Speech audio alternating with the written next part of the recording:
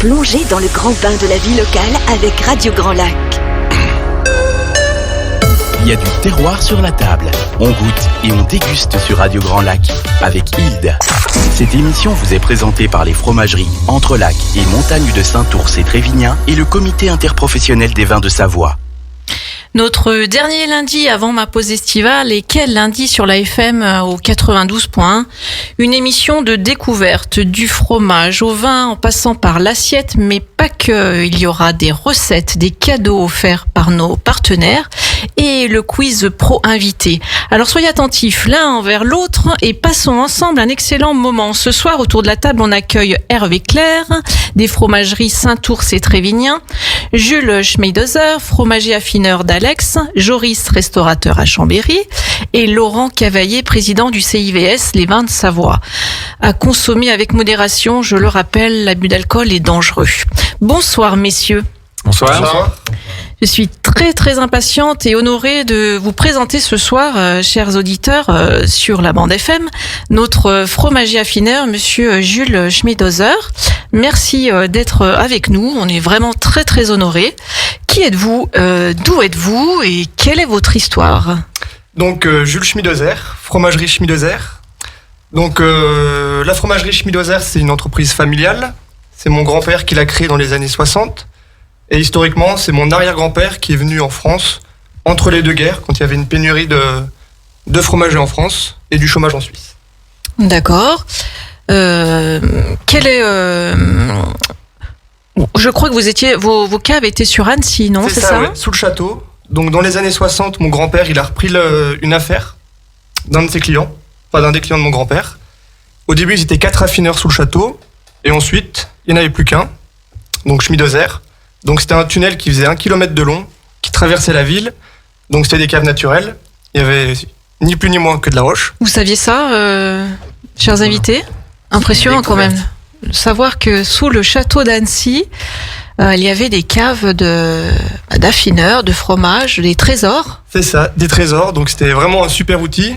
Bon, après mon père me disait que 2 mètres de large sur 1 km de long, fallait éviter d'oublier quelque chose parce que ça mettait un peu de temps avant de le récupérer. Et donc c'est vrai qu'avec le temps, on s'est développé. Donc ça devenait un petit peu vétuste. Nos clients nous ont demandé certains cahiers des charges qui nous ont obligés à délocaliser un peu le site d'affinage. Donc on est parti sur Alex, dans le massif des Aravis. Oui. Où là on a construit, enfin moi j'étais encore patronné, on a construit donc des caves dans une ancienne carrière. Donc des caves enterrées, en briques naturelles. Donc le but c'était de reproduire entre guillemets l'atmosphère qu'il y avait sous le château d'Annecy. D'accord. Et donc on commençait un peu à prendre de la place au niveau en termes d'affinage dans les marchés régionaux. Et donc pour se développer, éviter d'être dépendant de nos fournisseurs qui étaient aussi nos concurrents. Et donc dans les années 2000, mon père a repris la fromagerie de Saint-Ours à l'époque avec le président Louis Allard et toute la coopérative qui a suivi dans ce beau projet. Donc la coopérative de Saint-Ours, ça partait un peu à l'abandon, elle trouvait pas de fromager. Et nous, on voulait se développer, donc d'un commun accord, on a créé une tome, la tome de Saint-Ours, qui a un cahier des charges qui va au-delà de la tome de Savoie IGP. Mmh. Donc c'est du lait cru, pas de thermisation, des races de vaches locales, que de l'alimentation au foin, regain et herbes de pâturage, des affinages longs, du moulage à la main, et tout ça pour avoir un produit qui sorte de ce qui se faisait dans le commerce à l'époque. Le foin, vous avez dit que c'est du foin ? Oui, foin et regain, ouais. Le foin, c'est de l'herbe séchée. Non, mais après, l'autre mot, j'ai pas... Merci. Du regain. Du regain. Voilà, donc c'est le ça. regain, c'est oui. Une fois qu'on a fait la première coupe, qu'on a fait le foin, c'est ce qui va repousser. Donc 30 jours après, on va recouper, on appelle ça le regain. Donc c'est un aliment qui est plus fin et puis qui est plus appétant pour les vaches et de très bonne qualité. D'accord, c'est Voilà. ce que vous êtes en train de faire en ce moment, Hervé. Oui, mais on s'envoie ces temps parce qu'on a beaucoup de précipitations et on n'a pas 2 jours de beau temps là-dessus. de soleil de suite. D'accord. Et c'est très compliqué. Pour faire les moissons aussi, parce que ce sera l'époque des moissons, on est en retard. Eh bien, demandons le soleil. On l'a demandé il y a quelque temps et on l'avait eu durant l'émission. Jules, vous travaillez avec Hervé, c'est ça ? C'est ça, donc depuis les années 2000. Donc Hervé m'a connu, j'étais tout petit, Ah oui. pendant les randonnées de la coopérative de Saint-Ours. Et donc, de fil en aiguille, donc la coopérative de Saint-Ours nous a permis aussi de reprendre la coopérative de Trévignan. Donc là où on fabrique la tome des Bauges. Oui. Donc on a un fromager, c'est vraiment un petit site, et un affinage qui se fait sur place. Donc l'AOP nous oblige d'avoir des caves sur place pour affiner les fromages. Donc comment ça se passe au juste? C'est les agriculteurs laitiers qui emmènent leur lait. Donc nous on l'a découvert dans les émissions passées sur Radio Grand Lac avec justement Hervé de la fromagerie Entre Lac et Montagne. Mais maintenant qu'on est sur l'AFM, on aura plus de gens qui vont nous écouter justement dans leur voiture et on peut reprendre un petit peu justement cette histoire Hervé et Jules sur le lait arrive donc. Le lait il est collecté tous les jours à la ferme. Hein. Il y a un ramassage qui se fait une fois par jour. Donc à Saint-Ours, on va collecter le lait de 11 producteurs pour faire la tome de Saint-Ours. Hein. Et sur Trévignan, on a 6 producteurs qui sont en tome des Bauges. Donc ce lait il est collecté tous les jours sur les 2 sites. Hein. Donc en Savoie, en fait, en Haute-Savoie-Savoie, c'est un système coopératif. Oui. Donc les locaux appartiennent aux producteurs. Nous, on a notre ramasse de lait. Pour nous, c'est important d'avoir nos camions, nos ramasses, parce qu'aujourd'hui, on fait du lait cru et on veut garder un lien avec nos producteurs. On ne veut pas juste avoir une relation acheteur-vendeur. Donc c'est vraiment en partenariat. Aujourd'hui, on fait du lait cru. Donc ça nous permet aussi de suivre les producteurs, de savoir ce qui se passe dans les fermes. Donc le bâtiment appartient à la coopérative. Nous, on amène notre savoir-faire, nos employés. Et dans le prix du lait, en fait, il y a une partie qui revient au producteur et une partie qui revient pour tout ce qui est frais de fonctionnement de la coopérative. D'accord. On parlait justement du lait cru. Vous êtes sur un 0 pasteurisation, c'est ça? C'est ça. Donc aujourd'hui, on a fait le choix de garantir un 100% lait cru. Donc c'est-à-dire qu'il n'y a aucun pasteurisateur dans tous nos sites de fabrication. C'est un choix qui est risqué. Parce qu'aujourd'hui, le lait cru, c'est quelque chose qu'il faut gérer. Donc, on a un gros système qualité qu'on a mis en place chez nos producteurs, dans nos fromageries, dans nos caves, pour essayer de restreindre au maximum les contaminations. Oui. C'est des choses qui arrivent, c'est naturel. Donc, à nous de les gérer et puis de s'assurer que ça ne sort pas de chez nous. Donc, on a vraiment un système qualité qui est très carré là-dessus. Et aujourd'hui, on veut garantir le 100% lait cru, nous. D'accord. Quelles sont vos races de vaches? Donc c'est de l'Abondance, Montbéliarde et de la Tarine. Vous me disiez que vous aviez 4 sortes de fromages. C'est ce qui fait justement aussi votre histoire de la famille Schmidhauser. Vous pouvez nous donner en détail justement ces fromages? Alors on a beaucoup plus que 4 sortes. Ah d'accord. Alors je me suis trompée si vous voulez, là-dessus. En fait, on a 4 sites. Je pense que c'est là où vous m'avez peut-être pas... Peut-être. Donc on a donc le site de Saint-Ours où on fait la tome de Saint-Ours, Trévignan où on fait la tome des Bauges, Massingy, au-dessus de Rumilly où on fait tout ce qui est raclette, des spécialités et du bio aussi. On a des producteurs qui se lancent dans le bio, donc on veut les accompagner dans ce développement. Et Fontaine-Vive où on fait l'Abondance, AOP. Comment on fait un fromage bio justement? Donc le fromage bio, c'est un lait qui est bio. Donc c'est des contraintes surtout en amont. Après, nous, dans tout ce qui est fabrication, ça va être au niveau de la saumure. Donc c'est ce que vont manger les vaches? C'est ça, ouais, au niveau de du bio l'alimentation et au niveau des antibiotiques aussi. D'accord. Et donc vous disiez, je vous ai coupé après dire. Mais je sais plus là, ça m'échappe. Donc c'est pas grave, on va passer. Donc on va reparler un petit peu de la tome de Saint-Ours avec Hervé, Oui. Une tome qu'on a goûtée justement. On va encore en goûter, j'espère. Vous nous en avez emmené un immense plateau ce soir, donc on est super ravis. On n'ose même pas l'ouvrir, mais on va se régaler dans un petit instant. Donc Hervé, la tome de Saint-Ours, j'insiste. Hein. Oui. Parlez-nous-en un petit peu. Vous n'êtes pas trop bavard ce soir, Hervé. Ouais. Donc la tome de Saint-Ours, eh bien, nous, on fournit le lait tous les jours pour faire cette fameuse tome. Donc, c'est nos vaches là qui sont essentiellement, nous, sur le troupeau, c'est essentiellement des Montbéliardes. Donc, elles pâturent. C'est des vaches qui vont sortir jour et nuit pour aller prendre de l'herbe dans les prairies naturelles qui se trouvent autour de notre ferme. C'est vraiment une alimentation qui va reposer sur notre ferme. Donc, on va produire les céréales, on va produire du maïs, on va produire de l'orge. Et donc, on va produire du regain. Et donc, on va dire que toutes les fermes, elles sont pratiquement en autonomie, en gros, à 90% autonomes de l'alimentation qu'elles donnent. Parce que tout ce la façon qu'elles seront alimentées, on le trouve sur notre territoire, quoi. Donc, c'est tout sorti autour des fermes, quoi.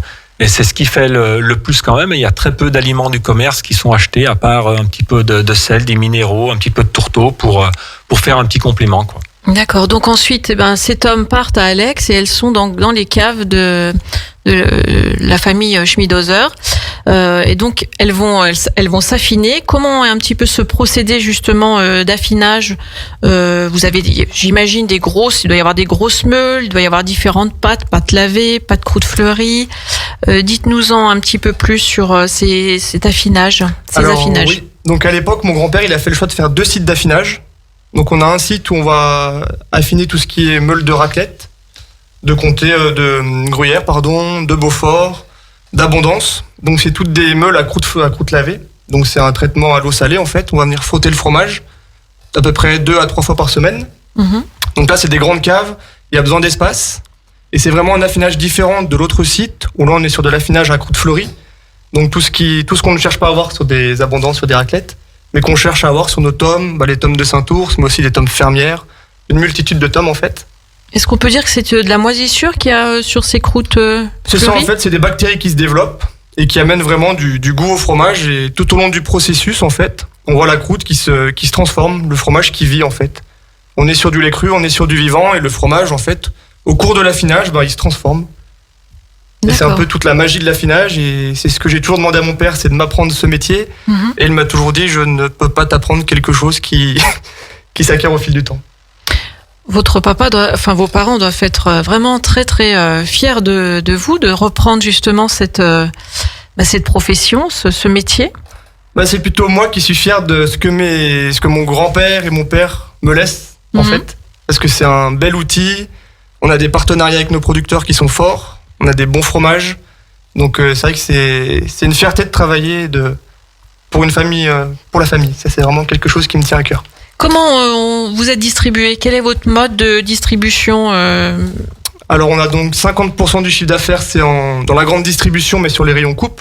Donc c'est quand même des rayons qui sont spécialisés. On a fait le choix de ne pas aller dans les rayons ultra frais, parce qu'on a quand même des fromages qui sont typiques, qui sont moulés à la main, donc on n'est pas compétitif et on veut pas l'être dans tous les cas.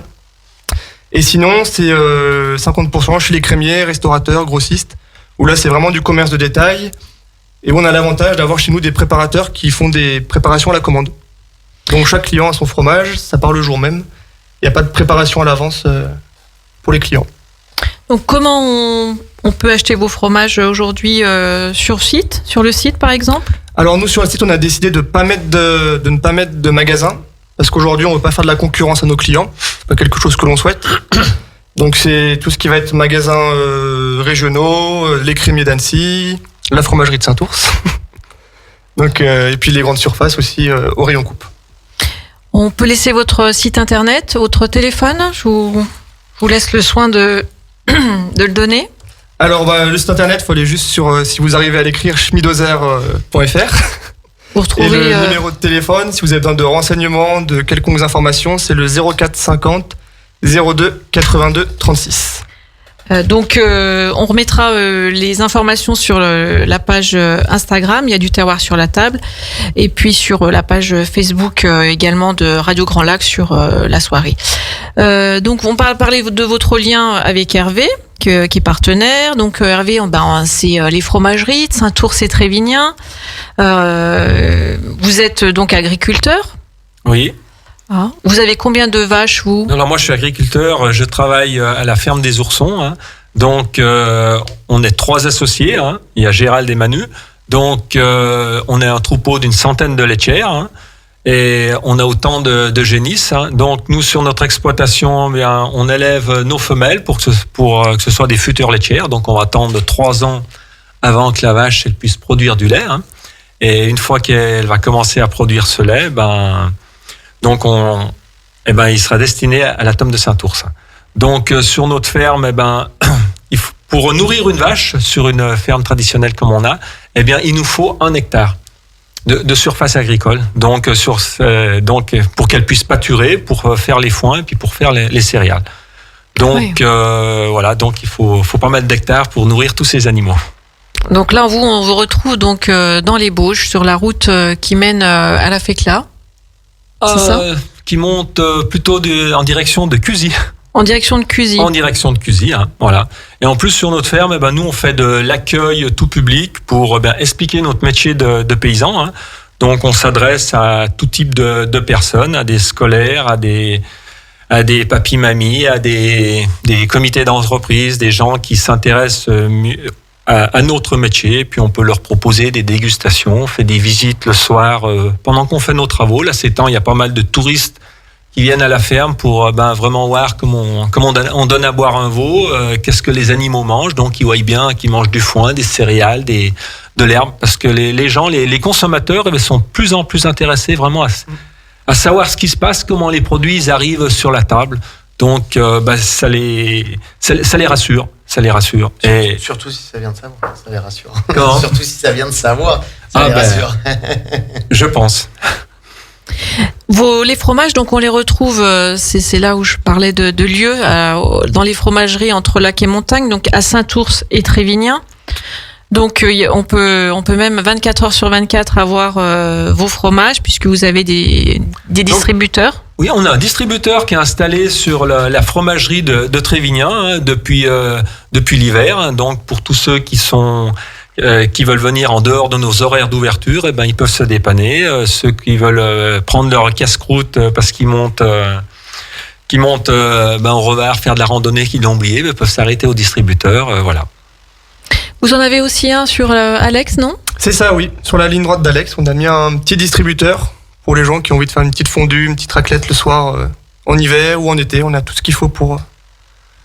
Donc je rappelle, fromagerie entre lac et montagne. Hervé, où on retrouve ces fameux fromages, la tome de Saint-Ours, la tome des Bauges, le moelleux, tous les fromages AOP, IGP de Savoie qu'on peut retrouver.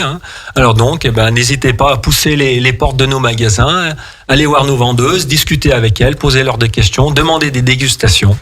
Donc le site internet, je rappelle, c'est fromagerie au pluriel -saint-ours-trévignan.fr, et on se retrouve dans un léger instant après une page musicale. À tout de suite. Il y a du terroir sur la table. On goûte et on déguste sur Radio Grand Lac avec Hilde. Cette émission vous est présentée par les fromageries Entre Lac et Montagne de Saint-Ours et Trévignan et le comité interprofessionnel des vins de Savoie. On se retrouve donc ce soir sur notre table. On a du fromage, des boissons, on va pas dire, mais il y a des boissons. Et puis donc on va faire le lien avec nos fromagers affineurs, notre agriculteur, avec un restaurateur ce soir. Et on accueille donc Joris. Bonsoir Joris. Bonsoir à tous.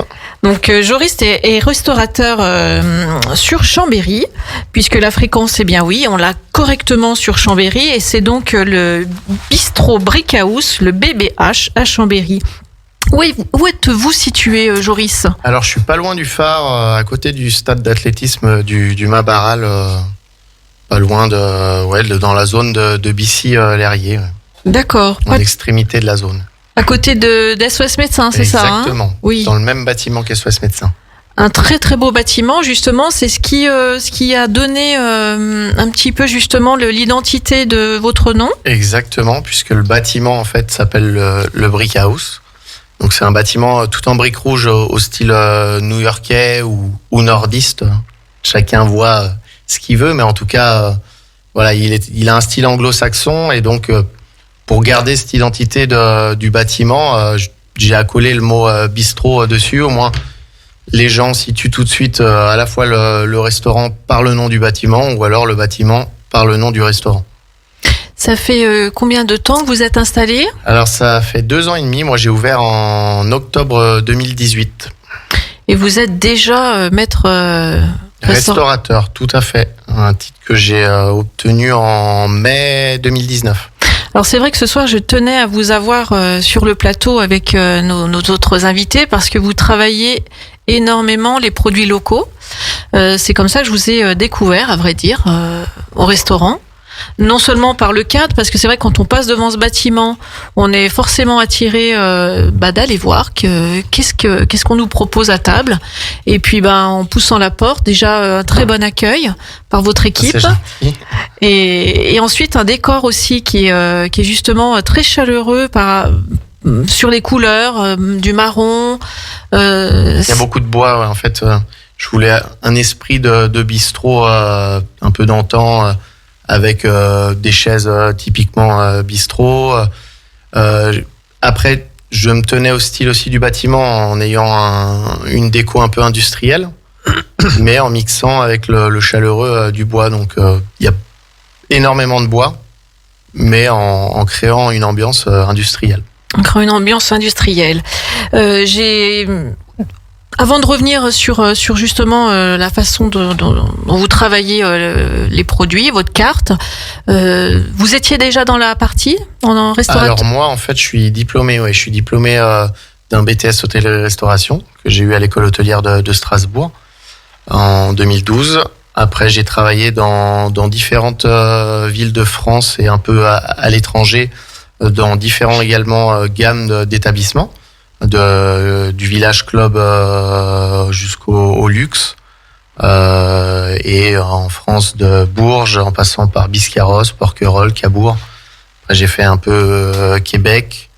J'ai 8 mois et demi en Nouvelle-Zélande également. On sent justement dans votre carte, que ce soit sur la carte du jour ou sur votre carte de saison, justement des petites sensibilités comme ça de voyage, j'ai remarqué. En fait, moi, j'aime bien, on va dire, proposer un plat typiquement brasserie, mais en incluant la notion de produits locaux quand je peux, en tout cas, et quand c'est possible. Donc, arrivé à Chambéry, vous n'étiez pas de Chambéry? Si, je suis chambérien de naissance. Vous êtes chambérien de naissance, mais je suis parti pour les études, pour l'école hôtelière. Et après, je suis revenu qu'en 2014 de Nouvelle-Zélande. J'ai travaillé pendant 2 ans et demi en tant que directeur de salle dans un hôtel-restaurant à Barbera, à côté de Chambéry. Et puis après, j'ai quitté pour monter le bistrot Wake House. Donc quand on arrive au BBH, on pousse la porte et puis tout de suite on est attiré par des bouteilles. Sans parler de l'adresse, on est tout de suite attiré par ces bouteilles C'était important pour moi de mettre en avant le maximum de produits que la Savoie pouvait proposer. Et on sait qu'elle est riche. Voilà, exactement. Donc c'est vrai que ça va du sirop de la maison Routin, également leur vermouth, leur crème de fruits. Et après, il y a forcément beaucoup de vins de Savoie également. Beaucoup de vins de Savoie. Justement, Laurent Cavaillé, président du CIVS, qui nous a aussi fait l'honneur ce soir d'être là avant ma pause estivale. Donc, je suis très contente aussi de vous recevoir. Justement, vous avez vos équipes qui vont déjeuner là-bas. Ça, c'est mon petit secret que j'ai eu l'autre jour. Et on parle justement de vins de Savoie. Quels échanges vous avez justement avec ces restaurateurs, Laurent, puisque vous êtes en train de revoir juste toute cette communication sur les vins de Savoie. Donc voilà, on a ces restaurateurs là qui sont très très sensibles, qui mettent une énergie folle pour sublimer nos produits. Vous y êtes bien sûr sensible. Effectivement, on est vraiment sensible aux restaurateurs et aux maîtres restaurateurs, puisqu'aujourd'hui, on a vraiment besoin d'un vrai partenariat avec eux pour valoriser nos vins. On va y arriver petit à petit, parce que comme on disait l'autre jour, nos vins aujourd'hui ont vraiment progressé en termes de qualité. Donc aujourd'hui, on veut vraiment sortir de ce carcan un petit peu... alors, pas pour être trop péjoratif par rapport à nos amis, mais la fondue, tartiflette. Aujourd'hui, on veut vraiment proposer des vins avec des plats. Et quand on a des restaurateurs comme vous qui permettent de faire des associations en dehors de ces plats emblématiques savoyards, on est vraiment très content parce que ça fait voir qu'on peut vraiment consommer nos vins avec d'autres plats gastronomiques. Tout à fait. Et justement, comment est composée votre équipe, Joris, votre chef? Alors on est 4 peut en parler. On a 2 personnes en cuisine, donc j'ai un chef et également une cuisinière pâtissière. Et après, en salle, il y a moi-même qui gère plutôt la partie boisson, encaissement, accueil, et une collègue responsable de salle qui, elle, gère tout le service de la prise de commande au débarrassage et à la prise de congé. Vous travaillez de quelle façon justement avec vos plats et les vins de Savoie? On va parler ce soir justement. Alors moi, au maximum, si le client en tout cas souhaite du vin, le premier que je propose, c'est du vin de Savoie. Alors c'est bien dommage, mais souvent ça commence par une grimace. On va y arriver. Et c'est là justement, je pense que l'envie de faire découvrir dépasse cette grimace, parce que d'enlever la grimace et d'avoir le sourire. J'arrive de par la qualité justement des vins, on n'a plus vraiment besoin maintenant de trop forcer le client. On lui fait goûter. J'aime d'ailleurs souvent le faire à l'aveugle sans lui dire que je lui propose un vin de Savoie. Comme ça, son avis est assez neutre et très souvent il est surpris du résultat. Donc, par exemple, qu'est-ce que vous nous auriez proposé avec la Tome de Saint-Ours en vin de Savoie? Alors moi, je suis pas un pro forcément blanc ou rouge. D'ailleurs, souvent, on propose du rouge avec le fromage et je trouve ça, moi, bien dommage. Et ça tend à changer, justement. Et maintenant, on a compris qu'il y avait les codes. Que le blanc était quand même plus adapté, en tout cas à mon goût. Mais après, on peut faire soit tout va dépendre du fromage, mais un beau bergeron, une belle roussette. Une roussette de l'autre côté, par exemple côté Jongieux ou Marétel. Je pense que c'est un superbe accord. D'accord. Jongieux, justement, l'autre jour dans notre émission avec donc Laurent Cavaillé, président du CIVS, on en a malheureusement pris par le temps, mais on n'en a pas beaucoup parlé. Mais il y a énormément de viticulteurs sur Jongieux. Ouais, c'est un très joli territoire qui est juste derrière la Dent du Chat. Pour rappeler aux gens, vous passez le tunnel et vous partez tout de suite à droite derrière. Donc c'est vraiment un très joli territoire qui est au patrimoine d'ailleurs mondial de l'UNESCO. Sur ce territoire, essentiellement, on fait des roussettes. Voilà, des roussettes à base d'un cépage qui s'appelle l'Altesse. Et sur les meilleurs coteaux, ceux qui remontent, on va dire, sous le mont Charvier, je crois, le mont qui est là-haut, on va trouver des coteaux sur une toute petite production qui est un cru, qui est le Marétel. Donc on reste sur la même base de cépage qui est de l'Altesse, sauf qu'on va créer ce cru sur les meilleurs coteaux, le Marétel, et donc effectivement c'est des produits assez fabuleux. C'est un des produits de garde qu'on peut faire et qu'on peut aussi laisser généralement vieillir, puisqu'on a des très belles Marétels sur quelques domaines qui nous sortent avec au moins une dizaine d'années, et c'est assez fabuleux. C'est un des deux crus, entre ça et le Chignin Bergeron, je pense qu'ils sont un des deux crus sur lequel on peut le plus laisser vieillir, et sur lequel on peut marier aujourd'hui des plats assez fabuleux. Donc Joris du BBH à Chambéry. Aujourd'hui, je prends un hot dog à votre carte, comme ce midi. En plat du jour, ouais, tout à fait. En plat du jour. Qu'est-ce que vous me proposez comme vin de Savoie? Eh ben, on peut faire une belle mondeuse d'Arbin, du domaine Céline Jacquet, par exemple. Magnifique domaine. Pour la citer, parce que ça me fait plaisir également de mettre les femmes en avant dans la vigne. Alors moi, je les connais pas. Vous pouvez m'en parler un petit peu? C'est une jeune viticultrice, en tout cas jeune de par son âge, mais qui a déjà quelques années d'expérience, qui est basée à Arbin.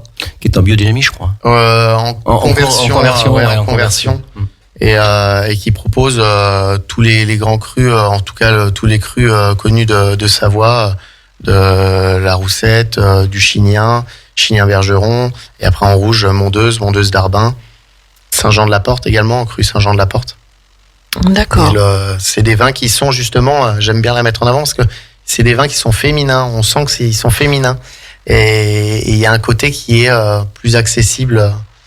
Il y a de nombreux vignerons maintenant qui travaillent justement sur ce côté rond du vin, en gommant un tout petit peu les typicités que les anciens adoraient, mais qui faisaient aussi que c'était compliqué de le vendre en restauration. Ouais. Elle a surtout un domaine pour travailler qui est pas le plus simple. Je sais pas si tu elle a été visitée. Voilà. Donc c'est un domaine qui est pas le plus simple pour vinifier, et elle arrive à sortir des choses extraordinaires parce qu'elle est le long de la voie ferrée, et elle arrive à sortir des vins extraordinaires dans son petit bout de cave, parce que c'est vrai que c'est pas une grosse structure, et c'est vrai que c'est des jolis produits. C'est grâce à ces gens-là aussi qu'on peut aujourd'hui avoir une vision des vins très très belle en Savoie. On peut redonner son nom? Céline Jacquet. Céline Jacquet. Merci, on va se retrouver dans un petit instant. On va avoir une petite nouveauté ce soir dans l'émission. On va faire gagner un cadeau partenaire, et ce soir durant l'émission, alors c'est la première personne qui appelle à la radio. Donc la première, ça dure durant la petite page musicale. Après, il faut plus appeler. C'est vraiment pendant la page musicale. Et ce soir, donc, ce sera une tome de Saint-Ours à gagner, offert par les fromageries Entrelac et Montagne, à récupérer à la fromagerie de Saint-Ours. C'est ça, Hervé? Tout à fait. Et je vous laisse donc le numéro de la radio, c'est 04 79 63 16 71. 04 79 63 16 71. Le premier qui appelle à la radio gagne une superbe tome de Saint-Ours. À tout de suite. Il y a du terroir sur la table. On goûte et on déguste sur Radio Grand Lac avec Hilde. Cette émission vous est présentée par les fromageries Entrelac et Montagne de Saint-Ours et Trévignan et le comité interprofessionnel des vins de Savoie. Eh bien, c'est Vincent qui a gagné la tome de Saint-Ours durant cette petite page musicale. C'était le premier à dégainer son téléphone. Et donc, on l'invite à aller la récupérer à la fromagerie de Saint-Ours avec sa carte d'identité. On se retrouve donc ce soir durant notre émission avec Jules Smidozer, qui est fromager affineur, Laurent Cavaillé, président du CIVS, Hervé Claire, qui est donc agriculteur paysan sur Saint-Ours, la ferme des Oursons, et puis on a Joris du BBH à Chambéry, restaurateur, et pas n'importe quel restaurateur, maître restaurateur, je dirais même. En parlant justement restauration et bouche, je voulais ce soir voir avec Jules Schmidozer une recette que j'ai découvert sur le site internet justement où on travaille la tome de Saint-Ours. C'est les cocottes à la tome de Saint-Ours. Vous avez donc essayé, vous avez goûté ça? Alors c'est une super recette. C'est vrai qu'aujourd'hui on avait une demande de nos clients dans les crèmeries, sur les marchés, que les clients posaient souvent des questions de comment est-ce que je peux manger le fromage autre que sur un plateau. Donc on a fait appel à un chef qui nous a amené différentes recettes sur différents fromages, dont les cocottes sur la tome de Saint-Ours. Et ce soir, j'ai sélectionné cette recette pour vous la donner. Vous me dites si je me trompe, Jules, en termes d'ingrédients et de procédés, mais normalement je crois que j'ai à peu près tout retenu. Donc pour faire vos cocottes à la tome de Saint-Ours, il vous faut 4 ramequins. Donc ça sera pour 4 personnes, bien sûr. 4 ramequins ou 4 cocottes. Un beau morceau donc de tome de Saint-Ours. 1 centilitre de vin blanc moelleux. Qu'est-ce qu'on justement pourrait proposer en vin blanc moelleux pour cette recette, Laurent? Alors sur la Savoie, des vins blancs moelleux, il n'y en a quand même pas énormément. Il y a quelques vins sur des vendanges tardives, mais c'est dommage de les mettre sur cette préparation. Donc on peut aller chercher quand même un vin autre que la Savoie, donc sur les Bergerac moelleux ou sur d'autres régions françaises. C'est vrai qu'en Savoie, on n'a pas, Joris, tu dis si je me trompe, mais je pense qu'on n'a pas beaucoup de vins moelleux à mettre dans cette recette. Pas beaucoup. Après, ça sera moi je connais une référence de demi-sec, par exemple. En demi-sec, qui sera justement pas trop riche en sucre et qui permettra, par exemple, André et Michel Quenard font Sinon, il y a un vionnier de chez Tardy qui me vient à l'esprit aussi, qu'on pourrait aussi associer à la recette. D'accord. Moi, je verrais bien une colombière. Ou une colombière de notre ami Roussillon. Ah, quand même. Effectivement, on peut effectivement mettre aussi une colombière de Christophe. Ça peut aller pas mal avec. Trop bien. Ouais. Hervé, il a énormément de belles adresses à nous donner également. Donc, 1 centilitre de vin blanc, de Savoie ou autre, un pot de crème épaisse, du sel, du poivre, et puis une petite baguette de pain. Donc les étapes de la recette, on coupe notre tome de Saint-Ours en gros cubes qu'on met dans nos cocottes, on remplit nos cocottes, c'est ça, Jules? Exactement. On y rajoute notre vin blanc. Donc 1 centilitre, c'est très très peu. Il faut vraiment doser comme indiqué. Et puis ensuite, on y met une grosse cuillère à soupe de crème, on sale, on poivre, et on passe le tout au four 4 à 5 minutes, et on sert avec des mouillettes, 3 par personne, c'est bien. Et le conseil donc qui a été donné justement par ce chef, Jules, c'est de le remplacer par le plateau de fromage. Donc je trouve que c'est une très bonne idée. Ça change. Aujourd'hui, le fromage, il permet beaucoup de choses et il faut pas se mettre de limites quand on consomme un fromage. C'est pas juste un fromage à plateau, c'est une diversité de possibilités. Il faut de goût et de saveur. Je mettrai la recette sur notre page Instagram, il y a du terroir sur la table. Justement, donc Joris du BBH à Chambéry, maître restaurateur, vous proposeriez la tome de Saint-Ours à la carte. Comment vous l'engageriez justement dans votre restaurant pour parler avec eux, en tout cas de leur fromage, je pense au moelleux, moi. Parce que tout à l'heure, on a échangé. Et sous forme de boîte chaude, l'hiver, ça change des traditionnels, justement, fondus et tartiflettes. La boîte chaude au four, votre fromage qui fond, vous servez ça avec des pommes de terre, une charcuterie de Savoie, un peu de salade.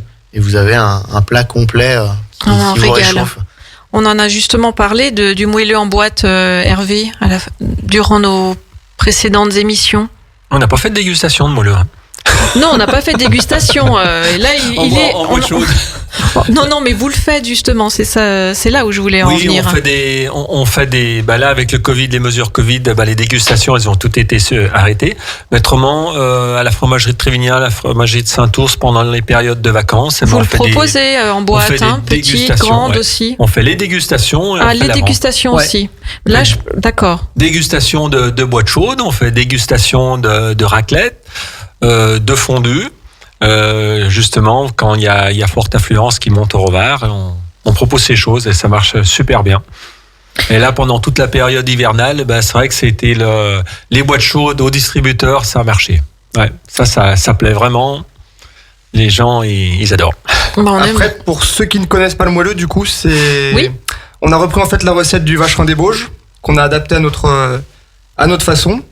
Donc c'est un fromage qu'on va cercler dès son arrivée en cave, excusez-moi, avec une sangle en épicéa pour directement lui amener du goût, avoir la bonne forme. On va le frotter 3 fois par semaine à la saumure, donc de l'eau et du sel. Et au bout de 6 à 7 semaines, on va avoir un fromage qui sera très onctueux, c'est le principe de la croûte lavée, donc du frottage, et qui sera prêt à être dégusté. Donc en boîte chaude, en hiver on le fait aussi pour les fêtes de fin d'année à la truffe. Donc là, c'est des truffes, on prend de la truffe noire du Périgord. On reste toujours sur des produits qualitatifs de France. Et c'est un produit qui permet une multitude de possibilités. On peut mettre, comme c'est un produit qui est assez gras, assez crémeux, on peut mettre vraiment tout ce qu'on veut dedans, ça fera ressortir le goût. On peut le proposer, peut-être même tout simplement, comme là on l'a vu en cocotte. Et c'est très facile à faire, très rapide et délicieux. On va revenir avec Joris, notre restaurateur de Chambéry, le bistrot Brickhouse BBH. J'ai aperçu que vous aviez organisé des soirées là. Alors on a fait ça effectivement le vendredi dernier, là, le 9. Et on renouvelle l'opération le 23, vendredi 23 au soir. En fait, comme tout bon bâtiment new-yorkais qui se respecte, le bâtiment a un rooftop, donc un toit terrasse. Ah ouais. Vous êtes à 15 mètres de haut avec une vue 360 sur toutes nos belles montagnes chambériennes et savoyardes. Et on propose un petit afterworks avec une ambiance musicale par un DJ. Et on vous proposera du rosé et notamment on fait un cocktail 100% local à base de sirop de chèroutin, de vermouth dry et on rallonge le tout avec un crément de Savoie. Donc ça vous rappellera sans doute un célèbre cocktail italien aux couleurs orange mais à la mode savoyarde et 100% local. Donc On va pas comparer ce qui n'est pas comparable, mais Exactement. on peut tout simplement dire que vous le spritzez, puisque le mot spritz ne vient pas du tout de cette couleur orange. Le spritz vient tout simplement du rajout d'eau dans le vin des Autrichiens en temps de guerre, où on l'allongeait justement ce vin qui était pas bon du tout, avec un trait d'eau pétillante, et le bruit des bulles faisait spritz comme ça, et c'est pour ça qu'on a appelé ça spritz. Ensuite, c'est revenu de la Vénétie avec d'autres liqueurs un peu plus rouges. Après, c'est remonté avec un peu plus orangé, et puis ça a continué cette belle histoire de ces boissons, de ces cocktails sur Milan, Turin, et puis aujourd'hui Chambéry, on en retrouve même en couleur jaune du spritz. On dira pas qui. Et là, comme dit Joris, on peut effectivement remplacer le Prosecco par des créments de Savoie. Tout à fait. C'est bien meilleur. Oui. Ouais, je pense, oui. Et même nature, pour le coup, je suis le premier à remplacer, pareil, les champagnes par des créments de Savoie quand le client souhaite des bulles au repas. À savoir que le crément de Savoie, juste pour la petite histoire, on est la 8e appellation à obtenir l'appellation crément de Savoie. Derrière, ça fait 2 ans pour l'instant qu'on a eu le droit à l'appellation. On s'est battu pendant au moins 10 ans auprès de l'INAO pour sortir cette appellation, parce qu'on avait besoin de cette appellation pour vivre un petit peu à l'extérieur de la Savoie, parce que le crément se vend dans le monde entier. Et aujourd'hui, on a un cahier des charges qui est très très précis, et aujourd'hui, on a des produits de super qualité en crément de Savoie. On a un cahier des charges qui est vraiment conçu à la lettre. Et c'est une explosion aujourd'hui, puisqu'on en vend beaucoup, non seulement en Savoie, mais également ça va devenir un des best-sellers dans nos marchés à l'export.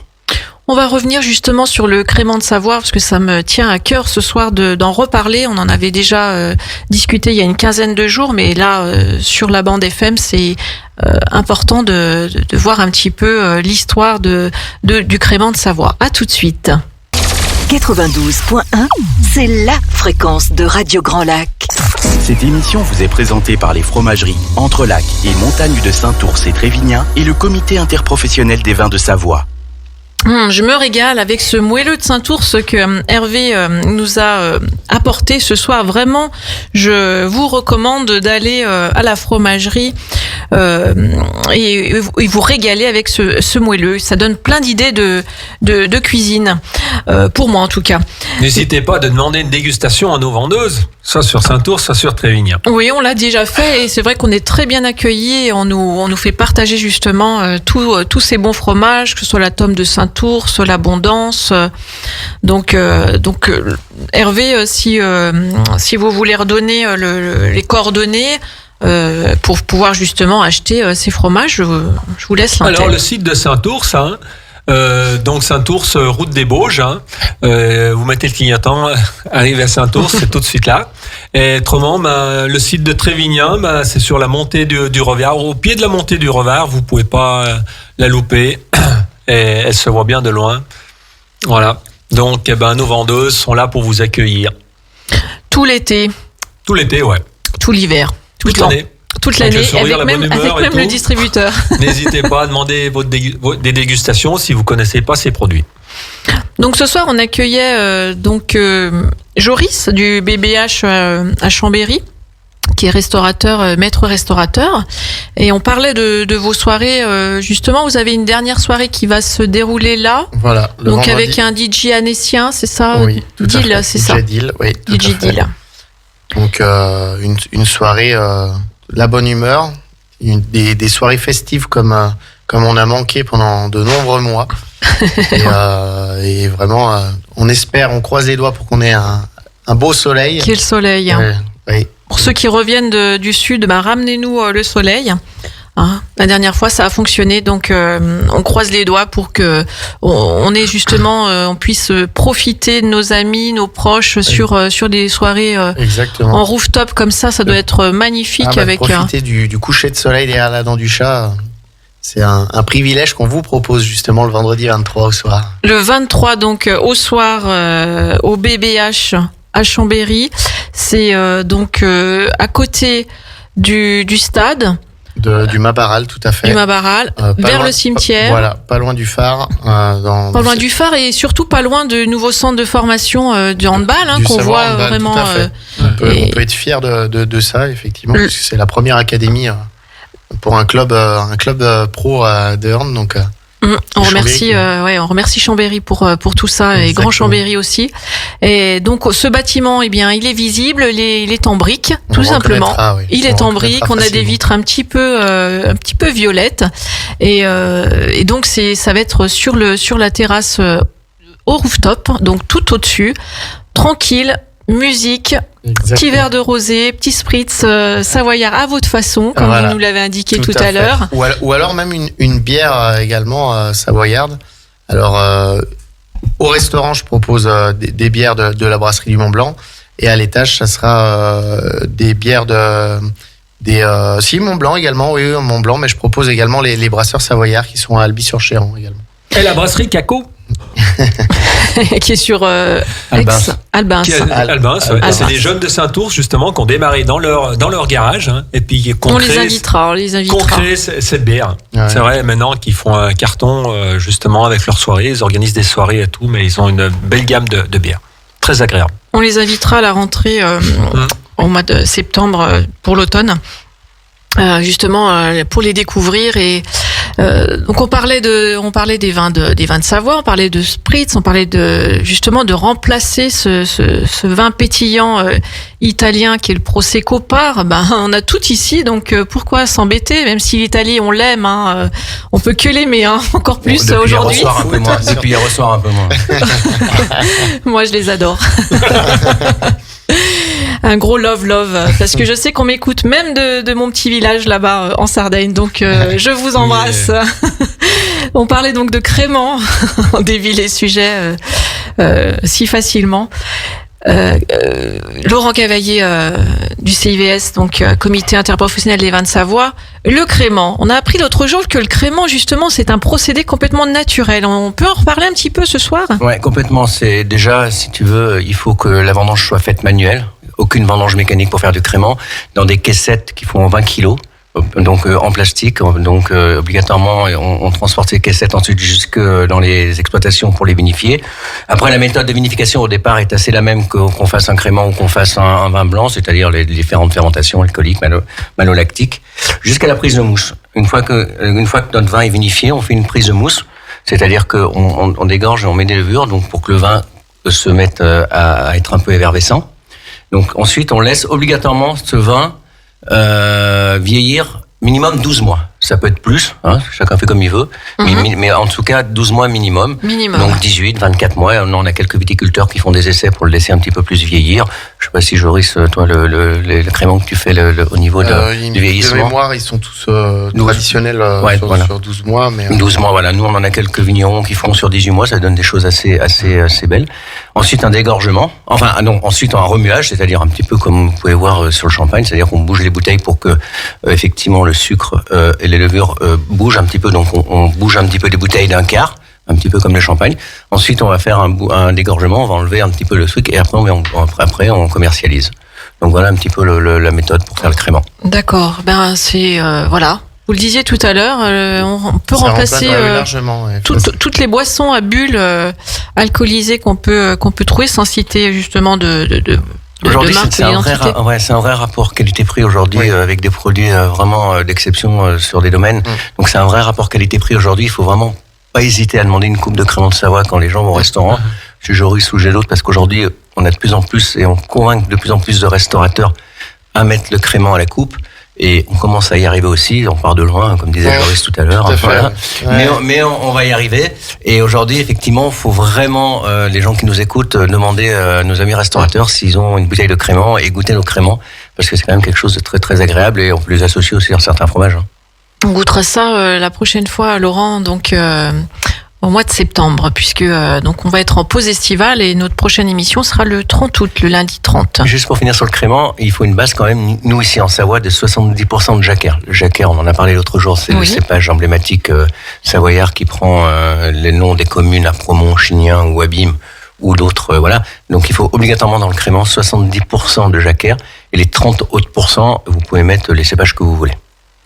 On va faire un petit quiz entre nous ce soir, changer un petit peu les habitudes et créer justement c'est l'été, On n'a pas consommé d'alcool, on a juste mangé du fromage, mais un petit quiz. Alors, une petite question, elle sera pour Hervé, tiens. Où se trouve le BBH ? À Chambéry, à côté du phare. Super. Pas loin du phare. Ouais, à côté, mais pas loin. Celle-ci sera pour Laurent. Où se situent les distributeurs à fromage ? Les fromageries de Trévignien, je crois qu'il y en a pas, Saint-Ours, et à Alex. Parfait, c'est super tout ça. Et ils sont forts, hein. Moi j'ai le trac. Alors celle-ci, elle sera pour Hervé aussi. Quelle est la maison en reconstruction à Apremont et qui nous lie au vin de Savoie ? Eh ben, le syndicat des vins de Savoie. Pas tout à fait. CIVS. Voilà. En fait, c'est la maison Pas de la tout à vigne et fait. du vin. Ouais, qui avait brûlé il y a quelques temps. Exactement. Voilà. Je me rappelle de ça. Ouais, il y a 3-4 ans, non ? Ouais, c'est ça. Oh, il y a plus que ça maintenant. Il y a à peu près 7 ans, voilà, et qu'on est en train de reconstruire. La maison de la vigne. Ouais, la maison de la vigne et du vin. Tout à fait. Alors, si tu veux, ici, ça va être pas que le CIVS. Effectivement, le CIVS va être partie prenante, mais en fait, c'est la maison aussi de tous les vignerons. Donc, voilà, une maison commune. Une maison commune. Donc, on a été obligé de reconstruire au même endroit. Et qui va être inauguré premier trimestre ou deuxième trimestre 2022, donc une belle fête en perspective. Ah, merveilleux. Une bonne nouvelle. Ouais, ça c'est une super nouvelle, ouais. Une petite question, bon, c'était un petit peu un piège parce qu'on n'en avait pas parlé tout à l'heure, Hervé, donc c'était. Alors une autre petite question un petit peu piège, celle-ci elle sera pour Joris du BBH. J'ai la piège. Combien de M il y a à la tome des Bauges ? Alors, il n'y en a qu'un seul. C'est bien la seule tome de France, même, qui a Canal. Ouais. Bravo. Et pourquoi, Hervé ? Pourquoi elle s'appelait la Thomas autrefois ? Voilà. Et puis, j'en ai une petite dernière pour la route. Eh ben non, il n'y en aura pas. Voilà, il n'y en aura pas. D'accord. Il n'y en aura pas parce que celle-ci, elle était pour Jules qui nous a quittés puisqu'il a dû partir à l'instant. Alors, donc, on va essayer de répondre tous les trois. On va en faire une dernière pour toi. Quel est le cru qui est fait à Jongieux ? Alors, attends de répondre. On en a parlé tout à l'heure. Le Marétel. Le Marétel, voilà. Merci. Incontournable. Merci à vous. Incontournable. Eh ben, merci beaucoup. On a passé un bon moment ensemble, un très beau plateau ce soir avec Jules Schmidhauser, affineur fromager à Alex, avec Hervé Clair de des fromageries Entre Lac et Montagne, Saint-Ours et Trévignien, avec Joris du BBH à Chambéry, et puis Laurent Cavaillé, notre président du CIVS m'avait un petit peu troublé. Donc moi, je vous remercie énormément. Je vous souhaite un bel été. Merci beaucoup pour ce joli moment passé ensemble. On se retrouve sur YouTube. Vous savez qu'on peut avoir les podcasts des émissions passées. On retrouve déjà celle que l'on a fait ensemble il y a 15 jours, Laurent, avec l'aquarium et puis le domaine du Prat. On se retrouve également sur Instagram, sur notre page Il y a du terroir sur la table.